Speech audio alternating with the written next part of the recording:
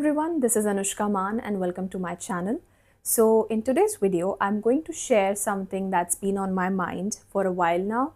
Something not about CAT and B school prep, but rather about my own lived experience as a 22-year-old who moved out of her home to live in a different city, that is Mumbai, for the very first time in her life.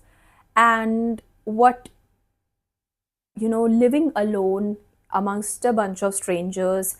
And it's been 2 years now, my MBA is almost ending now. What all I have learned about people and I feel could act as some sort of direction and some sort of, advice for people like me, the youngsters who are moving out of their homes, maybe for jobs or education and living alone for the first time. Maybe this is something that you could possibly resonate with. So, in this video, I wanted to share three things about people in general that I have discovered through my experience. Number one is with respect to people, my approach has always been to find a sort of support system for myself. I unconsciously or like subconsciously, I keep looking for that in whoever I talk to or whoever I meet, that I should always have a bunch of people or maybe just a few people with whom I can share anything and everything whenever my heart feels heavy or my thoughts feel heavy. And fortunately, touchwood, I do have a support system like that, whether it's my mother at home with whom I can share things when they get difficult for me, or a couple of friends here or from school with whom I can share when there is nobody else to listen to or when I really need to talk to somebody. I have found a bunch of those people with whom I can share my personal thoughts, my personal emotions. And you might need to have a diversity with respect to the people you find, because not everything you can share with parents and not everything you can share with your friends and like that. But what I have seen around me is that most people, a lot, I will not say most, a lot of people do not have that support system. They don't even have one person with whom they can actually share when they are feeling heavy. And that is such a dangerous situation to be in, because we are all human beings, and either now or maybe later, you're always gonna be surrounded by situations or problems where you just want someone with whom you can share with confidentiality things that have been on your mind, on your heart, and you feel safe around them. And I see people around me who don't have even one person, one single person with whom they can share so.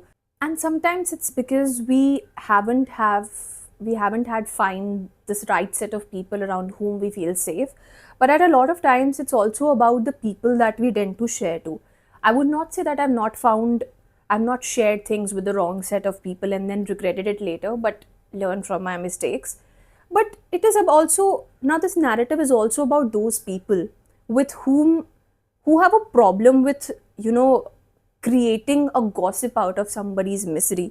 Like if somebody is very vulnerable and they choose you because they feel safe around you and they trust you, and they choose you to share their feelings and thoughts because they're feeling heavy, and all you can offer as a person is to create a mockery out of their trust and the belief that they have in you, and all you can do is to put it out in the open, something that they had told you out of trust, then you are a horrible person. I'm sorry to say that.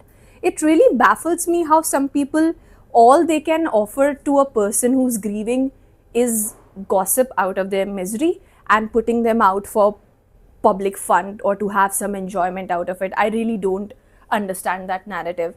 So if you are someone who you might be resonating with it, or maybe you are someone who's gonna move out of their homes for the first time, my advice would be to actively look out for people with whom you can build that system that whenever you feel heavy, you can actually share what's on your mind or what's on your heart. So that is one thing. Second sort of people that I have met around me over the past 2 years have been the kind of people who project their own insecurities over you. Like these kind of people, like it took me time to actually analyze where all of this is stemming from. Like the things that they are most insecure about, they project it on you and try to bring you down for the same.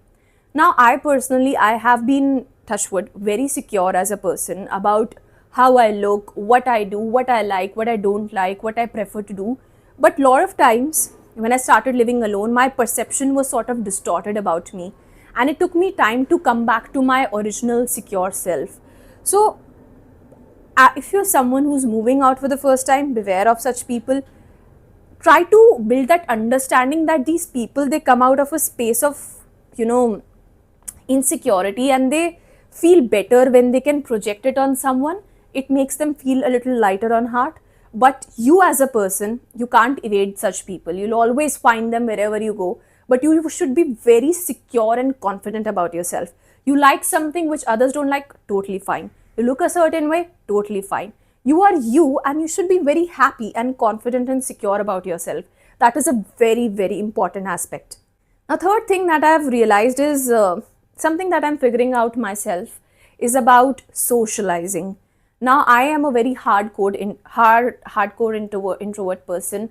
It takes me a lot of energy and a lot of effort to actually, move out and talk to new people. It has gotten a little better now that I'm forced to interact with new people on a daily basis during my MBA or summer internship or other interactions I've had.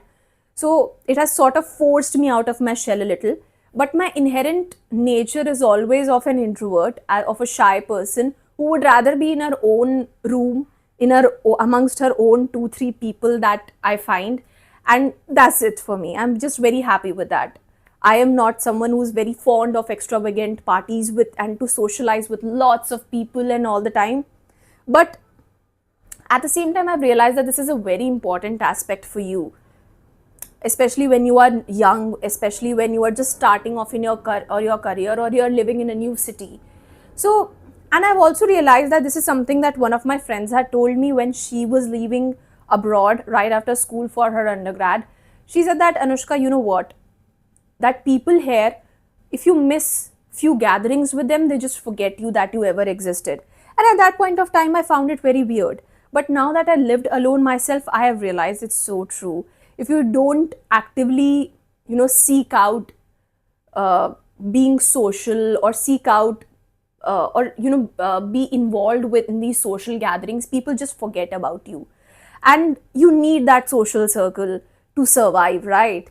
And this is something that I'm trying to balance out myself. If you have any advice, someone older or someone who has already lived through it and found the code to it, please do let me know. How do I navigate this socializing thing, wherein on one hand I really love to be in my own shell, and on the other hand I have to socialize with people and build my social circle and maintain that. So this is the third aspect about people that I'm still figuring out myself. So I don't know how relevant or not this video is.